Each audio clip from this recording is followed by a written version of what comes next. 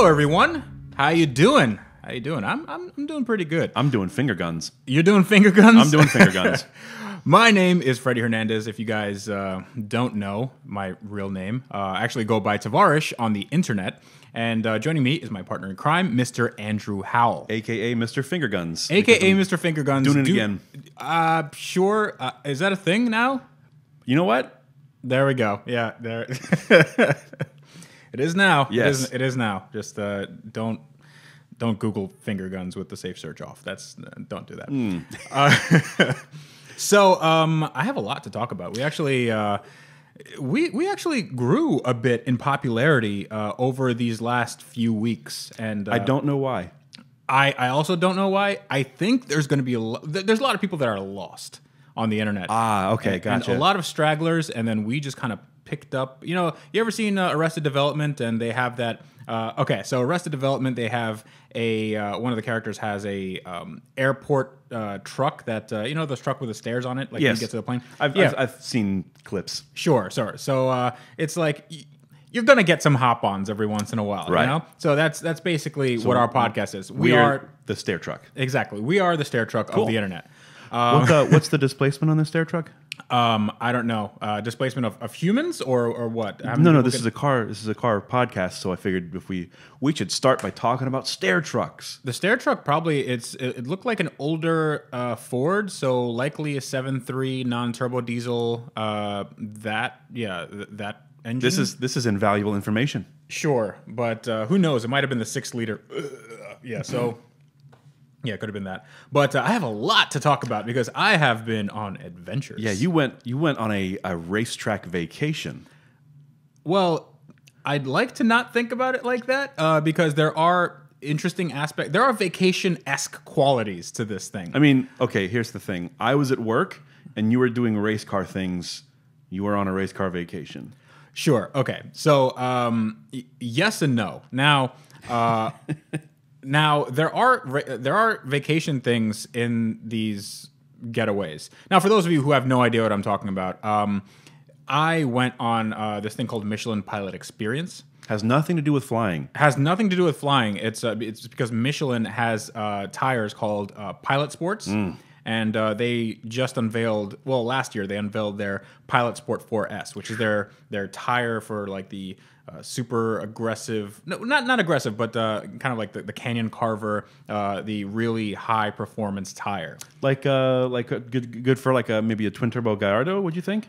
I think it'd probably be okay for that. Okay. In fact, I did get a set for that car. Oh, okay, good. Yes, good. Well, hey, you're set up. There we go. I'm set up. I'm good for life. Which is how tires work. You buy one set and you never have to buy them again. Buy them once, buy them never again. Exactly. No, that's not true. So they sent me to this pilot experience, which is like Michelin knows their stuff when it comes to vacations and food and all this other stuff. Right. You know, all the high class, you know, higher echelon stuff. If a restaurant has a Michelin star rating, is it the same company? So Michelin star rates these things. The way it worked is that Michelin used to have like guidebooks for Europe and whatnot. So they would basically have maps of where to go and, you know, what to see, and then they started curating these books, and they said you're going to want to stop here, you know, stop in this restaurant because you can't miss it. That sort of thing. So it did actually start from the tire company. Yeah. It's the tire company. So it's weird. It's like a tire company and like high cuisine. Hey, we make really good tires. Totally take our advice on this restaurant. Exactly. Right. Because if one thing we know, it's tires. Yeah. So it doesn't make like it's not a straight line in logic, but it makes a lot of sense because they put on these really high class, high dollar events. So what they did was they sent me to Sebring. Sebring is a racetrack. Very, very historied racetrack. And it's insanely bumpy. Yes. So it's a runway that was used in World War II, correct? Yeah. So they haven't repaved it or resurfaced it. Yeah. So it's basically like a professional. It's a big racetrack. Yeah. And it's flat. It has like no elevation. It's just completely flat. Yep. But they said there's 1,000 feet of suspension travel every lap. 1,000 feet, like, so there's that many bumps, and I have no idea why they haven't repaved it. I mean, like, listen, you guys, like, I've been around the paddock, like, you guys are making a few bucks, like, you could probably repave this thing once every, let's say, half century. I feel like like every track has its difficulty multiplier. Like Laguna Seca has the corkscrew, right. The Nürburgring has itself. Like Nürburgring has the Nürburgring. It is the difficulty multiplier. I think that maybe for Sebring, the surface itself is the difficulty multiplier. Maybe. At least if I were designing a video game and putting in racetracks, like this one has lava, this one had. Okay, Mario Kart's already done that, but it's same. Mm-hmm. Sure. So that's how it works. It is just unpaved, and there's like big concrete blocks. Yep. And it's uneven, and it's super bumpy. I mean, if you look at the Sebring 12 Hours, that's the race we went to go see. You see these cars, these LMP cars, these GTLM cars rather, and these prototype cars, and they're literally just dancing down the runway essentially. Yeah. And it's just insanity. I've never been to the track, but one of my favorite memories involving that track was back, I believe, in 2007 for the 12 Hours. The upper classes had already finished the race, and it was this battle for GT3, I think, between a Ferrari and a Porsche, and they were having it out on the last lap. Yeah. It was some of the most epic racing footage I've ever seen in my life. Like the fireworks are going off in the distance. They're fighting it out on the track. It's like almost pitch black. You just see the yellow headlights.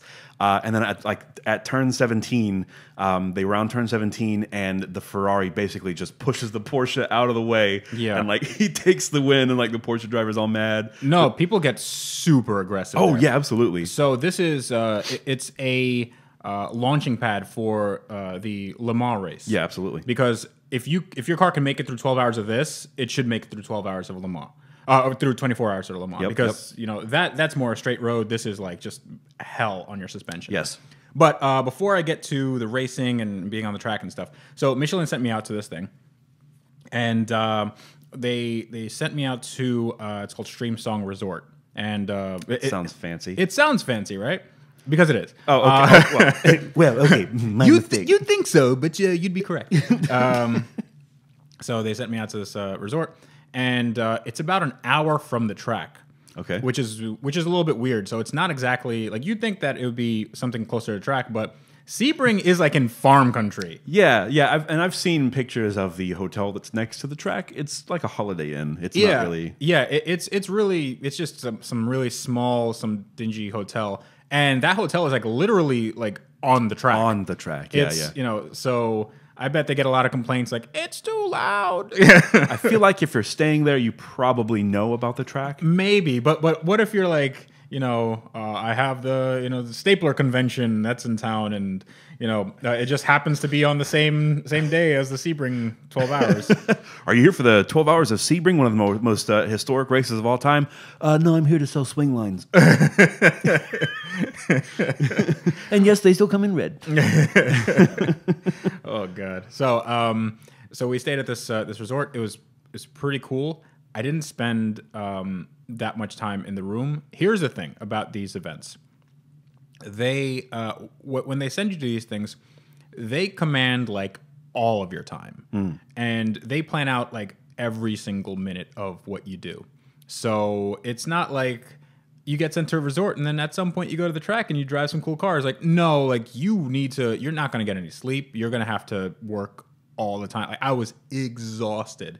So I figured going to a Michelin event, you'd be more tired. Well, you know, I thought that this week we could tone it down, but we're ramping it up. Oh yeah, big time. Okay. So yeah. Don't tread on me. Don't tread on me. Yeah. We're going full force here. So. Okay. Yeah. All right.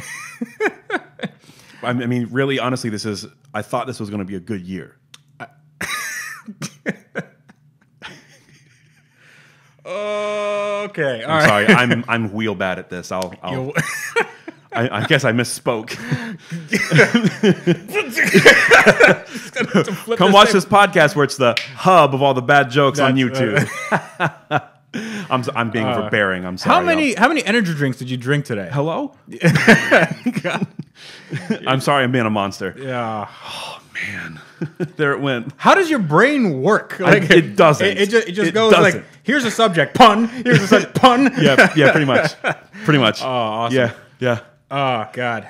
What were we talking about? I think we were talking about how dad jokes are the bane of anybody's existence on the internet, but they just keep on. They have such fruitful returns that you can't miss them. So Tell you what, you talk. I'm gonna drink some water to like dilute this Monster Energy drink that's in my stomach. I can't even talk. it's coming out of your pores. It's just carbonated pores. Neon sweat like the old Gatorade commercials. Hey kids, do you like Surge? Is my sweat supposed to smell like fruit punch? Did you hear that orange? I swear to God, I heard that orange. All right, I'm gonna drink. You do your story thing. Sure. So when I went to this resort, it was pretty cool. They had a lot of interesting things. Like we went to dinner the first night, and it was this Michelin-starred dinner, and it was weird. I figured out that I'm not a fancy meal kind of dude. Really? No, I'm not that guy. I am. You are. Yes. So here's what we had. I don't know what it's called, the aperitif or something. Aperitif. Yeah. Well, the appetizer. Oh no, aperitif is a drink. I think. Okay, so that was I don't know what that is then. I think it is. Sure. So Self-proclaimed fancy meal guy here. I think an aperitif is a drink. well, I've actually binge watched some Food Network, so I think I know what I'm talking I about. binge watch while binge eating. Exactly. I double binge. So there was oysters. Nope. I'm not an oyster guy, so I just kind of left that one alone. Mm-hmm. Then there was gator tail soup. Ooh, that's good. That actually was really good. Gator tail is one of my favorite foods of all time. Yeah, gator tail is awesome. It's actually a local Florida delicacy. I don't know any other state that has gator tail other than maybe like Louisiana. They have frog legs, Yeah, I guess. which is super gross. Frog legs aren't bad. It all sort of tastes like chicken. Gator tail literally is just chewy chicken. Yeah. There's a little bit of like a kind of fishy taste, it's kind of chicken with a little bit of fish oil, that sort of thing. That's fair. Yeah, that's fair to say. But that's really good with ranch and marinara sauce. Yeah, so that was good, and then we had Kobe beef. Oh, I've never had Kobe beef. It was the real stuff because I've had Kobe beef when they say it's Kobe beef and it's not real. Right. And it's just like it's just a good cut. Kobe beef, for those of you who don't know, this is a car podcast, by the way. Yeah, and I'm just talking about my beef experience. really beefing up our repertoire here. I'm sorry, I had to stake my claim. Don't have a cow, man. Come on. Don't. Well, that one was okay. You know, steak jokes are a medium that are so rarely well done. Wow, I am impressed. I'm gonna go now. Wow, that was good. Did you have that one just like locked and loaded? Pretty much, yeah. Wow. I wanted to chuck it out there. Go back. Steak jokes are a medium that is rarely well done. Yeah. Holy crap, that is great. I can't really take credit for that one, but it's a good one to have in the ranks. Dude, that is like, how do you have a steak joke just chambered? Hey, you know what? No bull, man. No, okay, all right. Sorry, we're back. Yep, we're back. We're back. Okay, so let's move on. Kobe beef is pretty good. Pretty good. It is like it's marbled really perfectly. Yeah, it's like it's red and white, but it's not bloody at all. Right. It tastes really good. So Kobe beef, the cows are fed beer every day, and they're given massages. Okay, so yeah, it's like massaged and drunk cows. Yes. That's basically what I ate. And then there was a dessert, and which is really good. Wait, before we move on, what was for dessert? The dessert was, I think it was like a red velvet type cupcake type thing. You lost me. I don't like cake or cupcakes. Yeah, but it was really good. So there I met at the dinner. I met a bunch of other like-minded YouTubers. Mm-hmm. Was this the dinner that you ate on track? No. That was the next time. Spoiler alert. Spoiler alert. So I met James, the Stradman. The Stradman. Yeah, the Stradman. I met Adam Bornstein. He has a YouTube channel. I met F Spot. Yes. Gordon, really cool guy. I met Jason Fensky, who's at Engineering Explained. Yes. And I met Kyle Lindsay, Sab Kyle, 04. So he is like one of my favorite YouTubers of all time. Like he just seems like a super genuine person. Sab Kyle's one of the nicest people I've ever met. Yeah. He's the entire time he was just there, very enthusiastic, wide-eyed. He's awesome. We talked about YouTube. Like basically, you get a bunch of YouTubers in a table. All we're gonna do is talk about YouTube and how we make videos and whatever. And we're trying to kind of size each other up and whatever.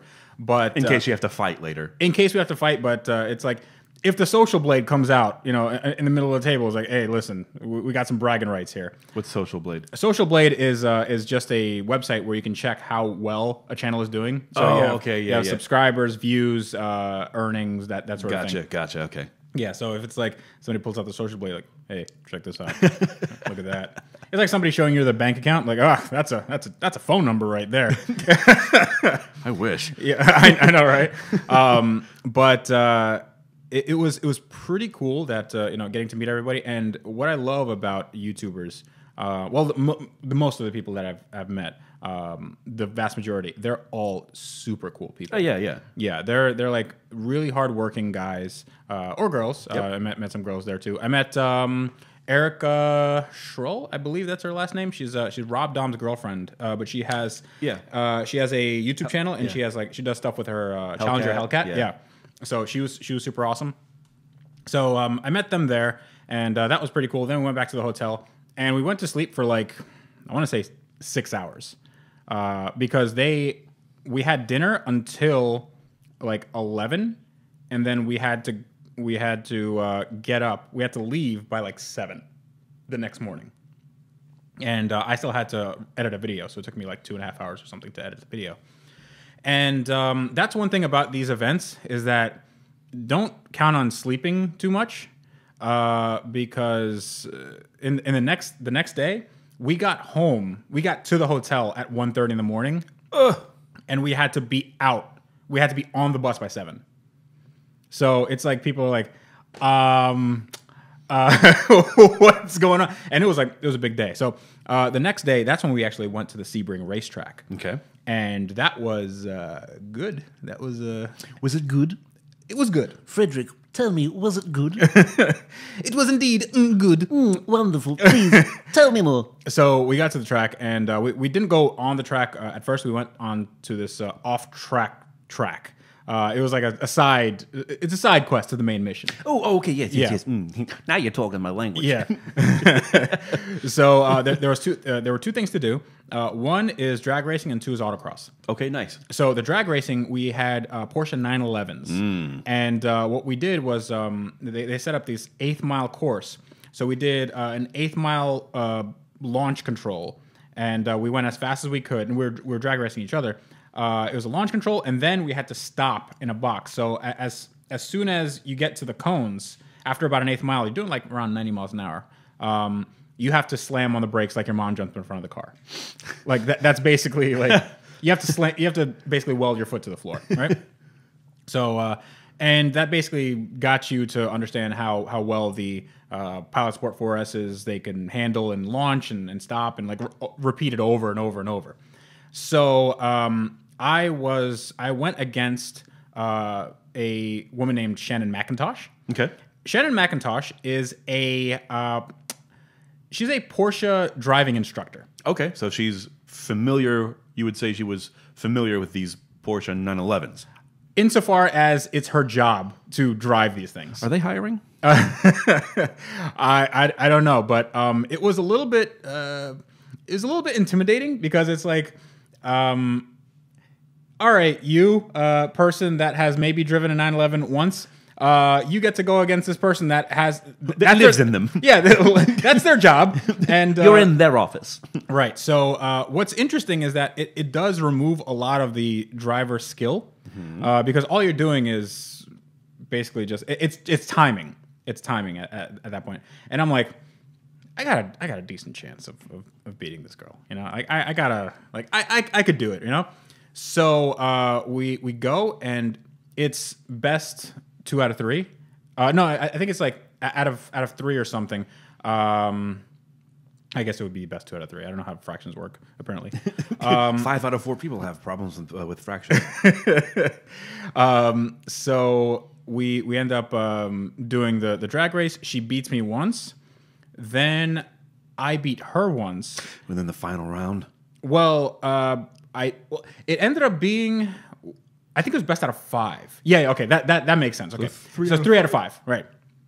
So she beat me twice, and then like I'm demoralized, right? On the 3rd run, I'm like, I'm not gonna I'm just gonna get walked. I'm just gonna get absolutely walked. But then I figured that this is a timing thing. I could get this down. So it was just one of the Michelin guys just raising his hands and lowering them to let you know when to go. And I figured that when I saw his muscles twitch, that's when I would let go of the brake, because the Porsche it waits a beat before it starts taking off like a bat out of hell. So as soon as I saw those muscles like twitch, I'm like, oh, I'm going. And I beat her once, then I beat her twice. Then we had a tiebreaker, which was really interesting. So we ended up going like a pretty good clip. And everyone that's waiting, like, oh, they planned this. They're just maximizing seat time and having a good, we're just over here waiting. Exactly. Then she beat me eventually.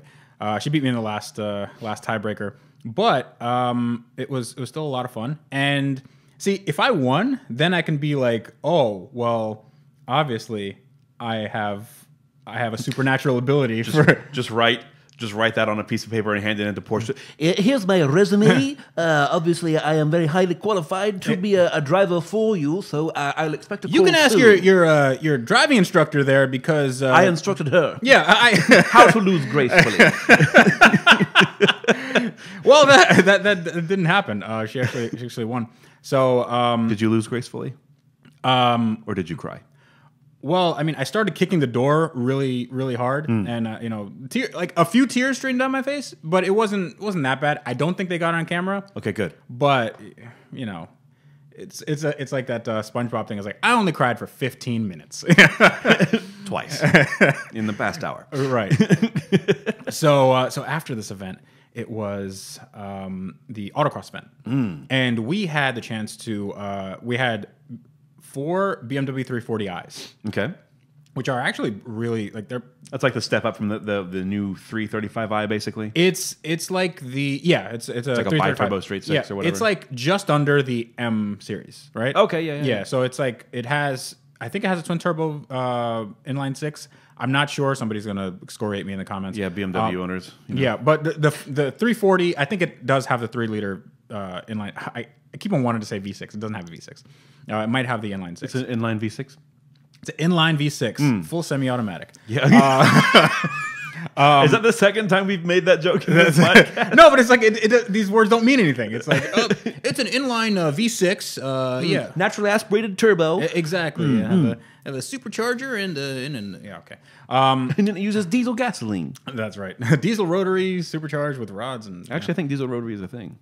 diesel rotary with rods with like forged pistons. Hello? Yeah. So we did this autocross, and 2 cars had the Pilot Sport 4S's, and 2 cars had Pirelli P0s. So, okay, here's the thing. I've always been of the school of thought that like Pirelli P0s are really good tires. They are good tires. The 4S's are way better. Really? Not even close. Are they similar in price? I think so. I think they're. I haven't actually priced them out. I think they're similar in price. I know the Pirelli P0s. The Gallardo came with P0 Corsas, I believe, stock. And P0s come in a lot of high-end cars, McLarens and Jaguars and I believe Ferraris. But yeah, Pirelli has their hands in a lot of baskets. So we went out with these cars, and it wasn't even fair. Like, it was not. You'd think that it was all right. One car, might understeer a little more, or one car is like, you feel a little more. Like, it's degrees, right? Yeah. This is a night and day difference. It's like this is basically like you have good tires like on your car versus Chinese eye moves, Yeah. and then it's like, holy crap! Well, this is insane. So Yes. they had this course. There was like hairpins. There's right-handers, left-handers, just a regular autocross course. But they also had a wet section, and the wet section was the hairpin. So we would go around there as fast as possible, and I first did it in the 4S, and you get a feel for it. Well, you have to get a feel for the track, and the 4Ss are. It feels like I said this in the video, but it feels like they're doused in glue. Like it really feels like they're very, very sticky, and it doesn't care at all whether it's wet or dry. Like I had no discernible difference whether I was going around a hairpin in the wet and then it transitioned into the dry. Very, very controllable. Wow. I don't even think I got the car sideways much. And as we all know, like if you're doing autocross, you want to be smooth. Slow and smooth is better than switching fast, right? So I wasn't trying to be slow or anything, but it felt a lot more controlled. Then we got into the Pirelli car, right? And everything just fell apart. The glove box couldn't close, and GPS caught on fire, and check engine light came on. The tires came off, like they just didn't go off. What happened was it was a tire on a car, but it changed every characteristic of that car's driving ability. Yeah, I noticed that when I switched to the new tires on my car, how much of a difference it makes. It's insane. Yeah, so enormous.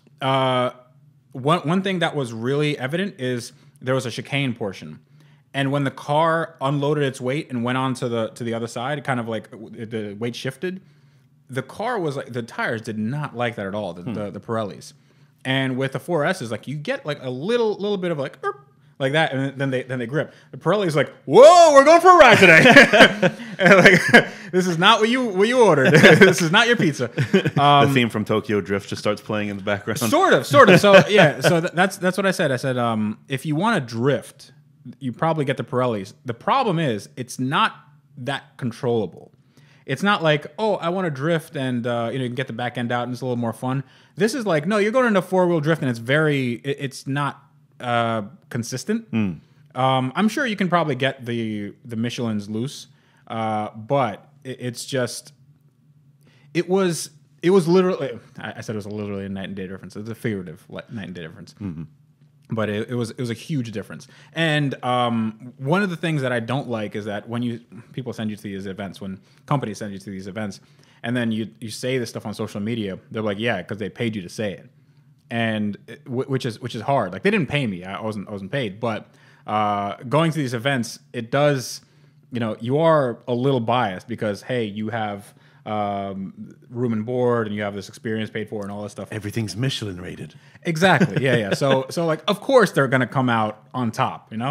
They have to. I'm not gonna say they have to stack the deck, but this was as close to a 1-to-1 comparison. It's not like, oh well, we put the Pirelli car. It's a bone stock 3 Series diesel, and then the Michelin car is gonna be a McLaren 720S. So like, yeah, see if you can discern some kind of difference. No, it's pretty.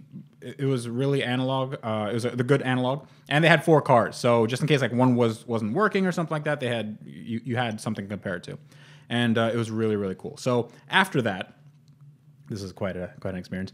Right after that, we went to the track. Okay, and the track, the Sebring track, the Sebring. the main banana. What? And that's right. There's main bananas and side bananas. So what you wanted? What?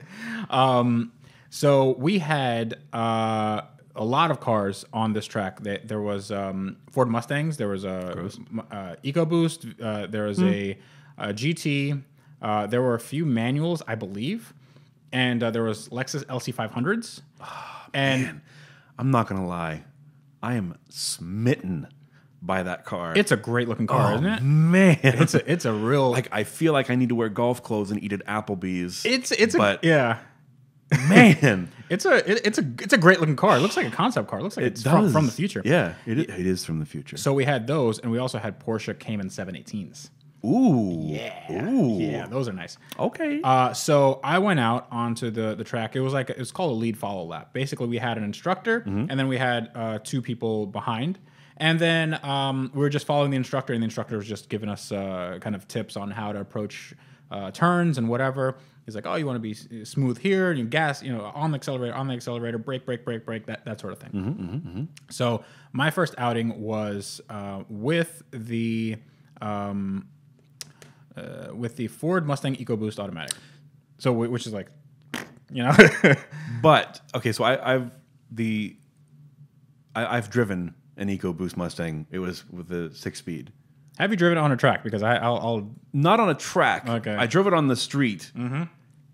I was really surprised at how quick that thing is and how easily you can modify it to get a lot of horsepower. Modification is key on that car. Here's the thing with my car. I don't know whether it was Ford's doing. I suspect it is because these cars were pretty much brand new.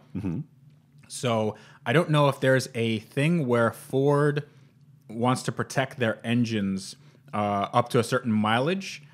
Because when we went on the track, I did like half a lap, and then it said engine temperature warning, and it said power reduced. So the fastest I can go was like 81 miles an hour with my foot welded to the floor. Gross. Right. So this thing was overheating. I was the slowest car of the group. So I had LT500, which was driven by the instructor, and the Porsche driving instructor, Shannon McIntosh. She had a GT in front of me. She was booking it as well. And I'm over here like, guys, wait up, please, guys.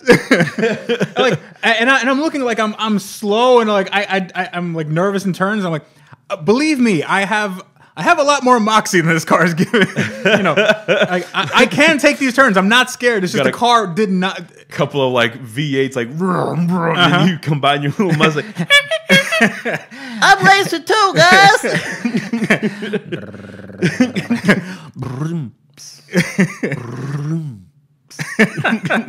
Yeah, so it was so weird.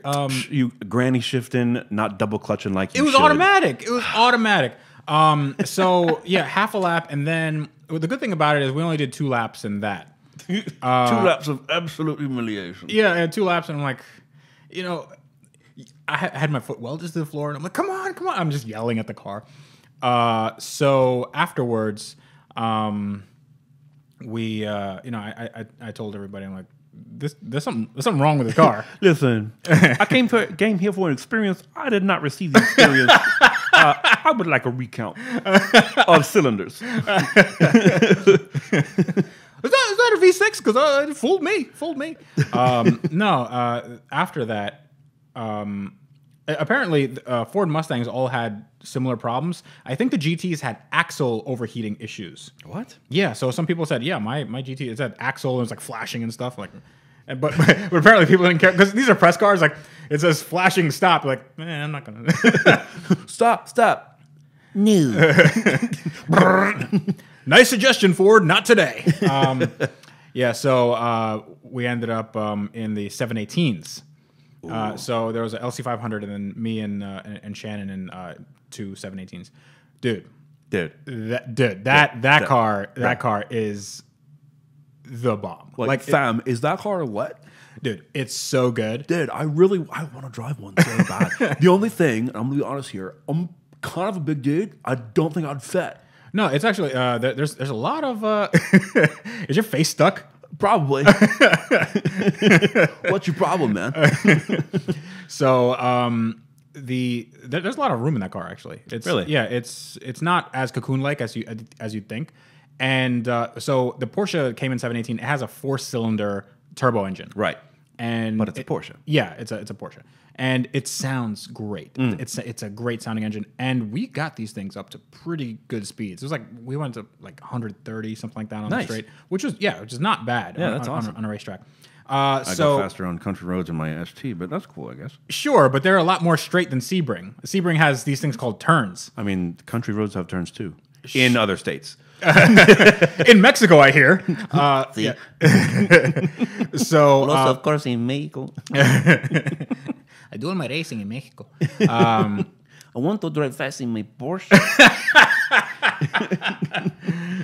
So we end up doing this thing. And we go in this chicane. It's like this high speed. I guess it's a high speed chicane. And which turns? I have no idea. I wasn't counting. This is the first time on the track. You shouldn't have people to go count. like, You should you just know, in turn 7, that was a hell of a thing, wasn't it? Yeah. Like, yeah, man, turn 7. That was which one again? Was that the left or the right? I believe that was a left-hander. Was it the 45-degree angle? Was it the high-speed chicane before you got to the straight? Yes. Okay. Okay. So that would be turns Dude, 14 and 15, I think. Listen, man, I'm not. Hey, sometimes we have nerds. I just listening. drive them, man. I don't know. I don't know. I don't pay attention, man. I just drive the car fast. Yeah. So on one of these turns, they tell you in the driver's meeting, they tell you not to overdrive, and overdriving is when you get more familiar with the track, is you tend to go faster and faster and faster until you hit a point where you're basically at the limit of your ability. Push it to the limit. Yeah, might be at the limit of a car's ability, and if you're not getting good instruction, then you might end up in the wall, right? So they said, don't overdrive, be consistent. And I was trying to do that until I started overdriving. Because how often am I going to do this? Not very often, right? Very. So I was like, all right, I think we've done like 4 laps or something. And I'm like, okay, I know this track well enough. There's a guy in front of me. I can sort of handle this. Like I understand how the car, we were in Sport Plus, so the traction control was off, but there was still stability control. Okay. So it was, the car was handling great. The thing is, with mid-engine cars, they don't really, they don't act like cars, like regular cars, where they have the engine in the front. Right. They tend to want to pendulum. Yes. If you let off the gas. And on this turn, I don't even think it was it might have been a hairpin or something. And I put this car into this turn, and they tell you to look through to the apex. Right. Don't look right in front of you. Look through where you want to go, because then you'll go for that versus just be kind of right in the moment, and you won't have stuff pop up in front of you. Right. Yeah. Right. So I was doing that same thing, but I wasn't looking at how much throttle I was giving it. Oh no. So I overcooked it, and I had a little bit of understeer, and I'm like, oh, I'm going to go off. My brain goes, you should probably take your foot off the accelerator. Uh-oh. And I'm like, okay, brain, thank you. You always have my back. And then brain goes, okay, I'm taking foot off the accelerator. Foot comes off the accelerator, and I have 2 wheels in the dirt.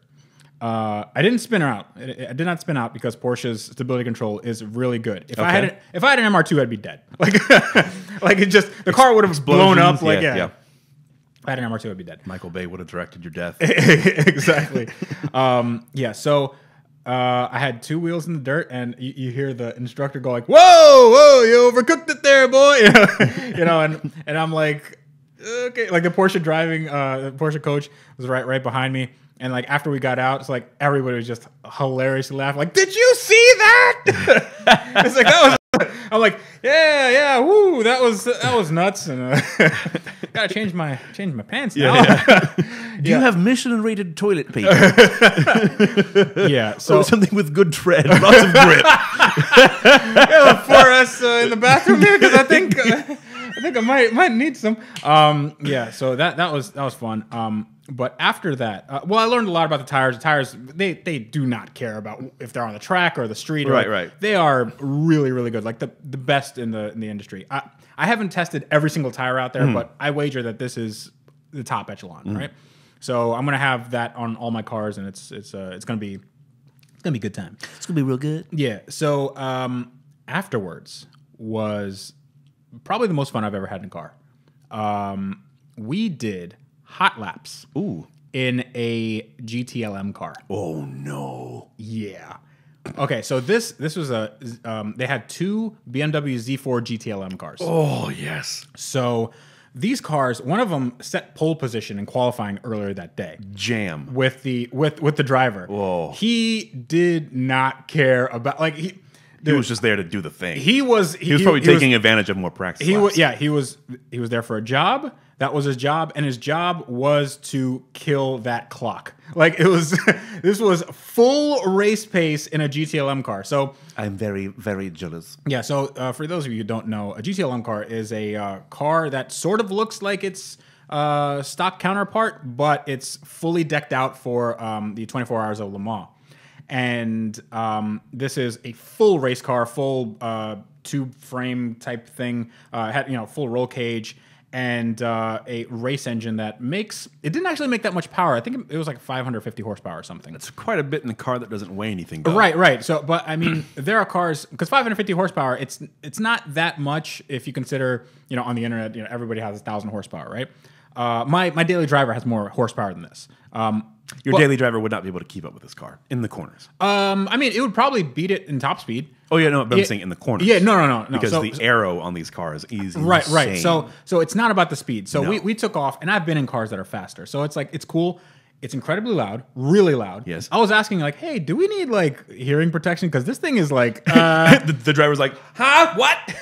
I asked him like, do we need like hearing protection? Do we need earplugs? Because I don't know if you've ever been to a racetrack, like a legit racetrack. Yes. These cars will hurt your hearing. Yes. If they go by, like a NASCAR event Yes. or this event. Let me just tell you, my home state's North Carolina. It's the birthplace of NASCAR. I've been to NASCAR races too. I'm gonna let you know that right now. So these cars, like you hear them on TV, and it sounds cool. It sounds cool. When you get there, You feel them. You feel them. It stings your soul. Yes. So I was in the best way possible. So I asked, do we need earplugs? They were like, not for one lap. You're gonna want to hear this. That's what they said. You're gonna want to hear this. I'm like, okay, I'm down. Let's do it. Yes. Props to Michelin for that. Yeah. No, they're like real car people. Awesome. They're not like, well, if you're a little squeamish, then maybe we'll get like you're gonna want to hear this. They did say like if you're about to throw up, then do this because you can get queasy if you're like motion sickness. But I don't know how much that would have done because this guy was not paying attention to me. I could have been like dead on this car, just filling up the floor pan, and he's just over there just no. But it was more for the race team. They were like, don't throw up in the car because we're gonna have to like It's gonna be hard to get in all those nooks and crannies. It's gonna smell like hell. So I get in this car, climb into the race harness. They put on this 5-point safety harness. Nice. On you, all right? And I get in there, and the driver, he's like nestled like a cocoon. Oh yeah, I didn't even know he was in there. I thought he stepped out or something, and I'm like, whoa, okay, you am a person. Yeah, where did you come from? You are part of this car. Yeah, so I'm like, I gave him a handshake and whatever, and he's like it's just covered by car. Yes. Yeah. And he's like this, like I'm ready to go, I'm ready to go, and we start going. Then I realized that maybe my harnesses weren't as tight as they could be. You were being jostled and tossed. Yes. So we start going, and the point where they put you in the car is right before the long straight. Okay. The long straight where they start the race. Yes. So before then, there's like a big arc on some very uneven pavement. So yes, turn 17. Yeah. So you hear this car, and it's going over these bumps, and because there's so many bumps, you hear the I guess the undulation of the throttle, like yeah, like that, right? So we get onto the straight, and I have the video in my in one of my videos, and I just put the raw video out. And this car is the most bumpy experience ever, right? It's like an uppercut to the spine. It is. So we're going. He's going through the gears, just going a red line. Then we get to the first turn. We're going, I would say, around like 140, 150, right? No brakes. Okay. So we get to the first turn, and what's weird about race car drivers is that they have that thing in their brain. Or they don't have that thing in their brain that says, you are going to die. Yeah, no safety mechanism whatsoever. No. Yeah. It's like... That is replaced with kill all apexes. Right. For me, like, in my head, you ever have that thing where, like, if somebody's driving your car or you're in somebody else's car and somebody stops short and you're like, brake, And you start doing the invisible brake thing with your foot? Exactly. Yeah. Try doing that in a race car that's doing 150 miles an hour, and you see a turn coming up, and it's like if something happens, like we're going straight into a wall. Okay, so here's the thing. I get that mentality. I feel like I would be just fizzing with joy. Oh no! Okay, I was fizzing. I was fizzing to my heart's content, and what happens when he presses the brakes. So race car drivers, there's no downtime between the let off of the throttle and then the brake press. Right. It's bop, bop, bop. Yeah, Just on, off. It's bam. If the brakes are on, they're on. I felt like when the brakes go on in a high speed maneuver, it feels like you're in a car accident. It literally feels like you hit Jeremy Clarkson said this about either the Capara T1 or the Zonda R. He was like, you couldn't stop faster if you hit a tree. It literally feels like that. So my head went between my knees because it's no Hans device here, right? No, it's so violent the way that thing breaks. I was bracing myself on the floorboard, and I'm like literally like pushing as hard as I can. I'm like, I know this is going to be hard. I know this is going to be a hard break. My body wasn't like you know when you're bracing and sometimes you can kind of hold it. Like if you're in a roller coaster and you brace yourself, like it's not so bad. You're not getting thrown around or whatever. But at some point, the laws of physics comes in, and it's like, no, this is more than what you can handle. Than your feeble muscles can. Yeah, this is no. You are a rag doll. Like you are not ready for this. So we're going into this turn. He hits the brakes, turns in, and this is a long turn. It's a long turn going into basically a chicane, and then it goes around back. Mm-hmm. So a long turn. And then when he gets in the turn, the G-force, they pull, I want to say like 2 Gs or something, like 1.5 to 2 Gs in some of these turns. So my body slammed against the door. Like it was just like, I'm going this way now. Yay, centrifugal force. Yeah. So, and all the while I'm trying to hold up my camera and I can't. No. And I can't because I'm like, I'm doing this. I'm trying to be smooth. Like I'm holding it with both hands. And I'm doing this, and then we hit the brakes, and I'm like, oh, then we hit a turn, and I'm like, oh, jeez. So that's why my video is really, really shaky. I actually like it that it's shaky because it gives. If I just put a GoPro on there, it wouldn't have showed you how violent that was. Right. Yeah. So we go around every turn, and what's interesting is that at the back end, there's like this straight, and he's going through all the gears, going super fast. But it was sort of a relief, like when he's flooring it, because like your body's like, I can take a rest from this. Oh, thank God! It's like you kind of collect your thoughts, and afterwards, I mean, I have no idea how fast this lap was. It was a pretty decently quick lap, but. When people say that, oh, my car has 1,000 horsepower, like this Lamborghini or whatever, right? My car has 1,000 horsepower and it has all these nice brakes. It does not brake like that. It does not turn like that.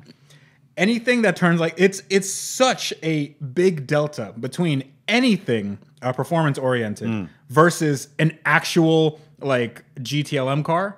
It's just insanity. So and also don't forget, it's also the driver.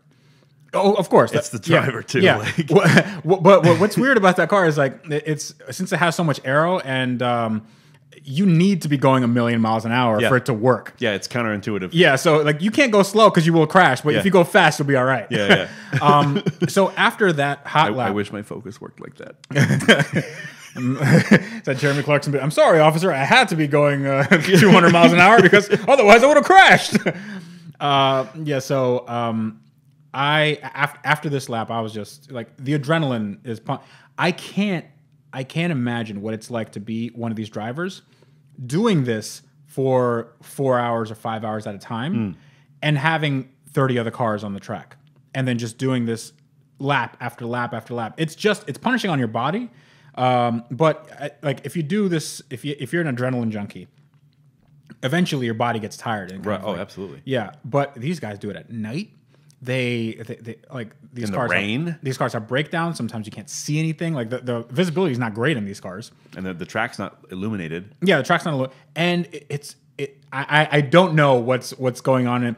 I said this in my video. I'm like, race car drivers, you have my respect, but you are nuts. Like you are absolutely nuts. So I get out of this car and I'm trying to keep it together, right? I'm like, I try to be like, it was all right, it's all right. But me trying to keep it together and then mix that with the fact that like I'm visibly shaking, like I'm all right. I'm all right. It's like doing this like you're like, hey, thanks for the laugh, man. That was okay, I guess. Yeah, it was okay. But right after that, we did laps in kind of more pedestrian cars. So we had a Ferrari 458 Italian. That Super was on, pedestrian, yeah, absolutely. Yeah, that was on. Well, I mean, it's a car that you can get from the dealer, right? So I had Michelin Sport Cup 2s on it. And this thing it felt like a Toyota Camry next to the, like, it was fun. Mm-hmm. It was fast. The guy was like, he was drifting and doing all this stuff. Really cool. I had like a smile on my face. It was completely different. It's like, it's one of those things where, one is a Heart Attack Grill and the other one is Weenie Hut Juniors, So it's like, this is all right, but this is the one that will, if you do this for more than 4 hours, call a doctor, So I'd rather call the Guinness Book of World Records, but exactly. So it was just it was the most exciting event, the most exciting automotive experience I've ever had in my life. And that's awesome. Yeah, I was at work the whole time. It was really cool. Oh, really? Yeah. I did some stuff. I took some calls, some emails. Yeah, I did some emails and I did some other things, and that was pretty cool. And then I used a more pedestrian computer at my house where I also tried. It felt like a kind of like a Windows PC at home compared to the computer at work. But you have like the the Heart Attack Grill, and you have like the Weenie Hut Junior. Like that computer at work like has like multiple core processors, all really cool stuff. Oh God. So to kind of put an end to that story, this is actually during the middle of the event. So after those hot laps, they had a reception at the Patron booth. There's like a little Patron area, and we had a reception, and they had food. Obviously, everything was packed with food. I'm gonna guess they also had Patron. Everybody there got a monogrammed, an engraved Patron bottle. But since people were flying in, they had it sent. So I'm waiting for my Patron thing to get here. But I don't drink, so me either. Maybe I can put that right here. We'll stick it up or I can see if the Lamborghini runs on Patron. It will not. What if you put it in the air to water intercooler? I could actually. Because it's alcohol. Yeah. No, that actually is a good idea. So after that, we had dinner. The dinner was super late. It was like a 10 or something, or like 9 or 10. But we had dinner on the track, literally on the track, which is the first time it's ever been done. Really? Yeah, first time, and it was weird. Like it was weird. It was cool as hell, but it was just like I was just going 150 miles an hour here. Now I'm eating my dessert. Like this doesn't make a whole lot of sense. It's like if you had a really good experience on an airline, and it's like, all right, for dinner you're gonna be eating on the runway. Like, huh? What? It's just like kind of it rewires your brain. So for dinner, did you have Weenie Hut Juniors? No, we had there was I think it was like filet mignon. It was something good. I do love me some filet mignon. That's right. They had some champagne as well. Oh man. No, they had a bunch of wine. I was sitting with actually we're running really long today. I will talk about the story of the Koenigsegg in the next episode. So I want to get to that, but we will get to like that's some proper gearhead stuff. So I want to tease that for the next episode. So I think this is actually our longest episode, and I'm okay with it. Yeah, I got a lot more. Tell us in the comments what your favorite cut of meat is. I like this. I don't know. I like the steak cut. Oh, good. Whatever my wife makes. So it's usually possum. All right. So I think that's where we're gonna end it. We've come back tomorrow to find out how dinner was on the track. And spoiler alert: it was all right. It was pretty good. As far as dinners go, it was dinner. No, it was good. So I have more stories from there. So I think we're gonna end there. If you'd like to email us, you can do so at iwrencheveryday@gmail.com. Send us questions, send us comments, send us well wishes, and anything else if you want to ask us anything specific. But you can find me at asktavarish@gmail.com and the real Tavarish, that's Instagram and Twitter, and facebook.com/asktavarish. So where can we find you, Andrew? You can find me on Twitter at 1565. That's the word 15, the number 65, and on Instagram at heavymetalfl. Don't forget, we have Twitter and Instagram accounts now. Oh, okay. Wrench Every Day. Okay. That's all right. Twitter and Instagram. Okay, awesome. So Wrench Every Day on Instagram and Twitter. So let's do the thing and do the thing. I think we also have a Facebook page that I just set up also. Okay. So we're getting there. We're getting the social medias. Yeah. And we also are on SoundCloud and Google Play Music. We're working on iTunes and possibly Spotify and whatever we get on. But everything should be in the link in the description below. And if you're listening to audio, then keep on doing that because you guys are just the best kind of people. So until next time, this is me for Andrew Howell, reminding you guys to wrench every day.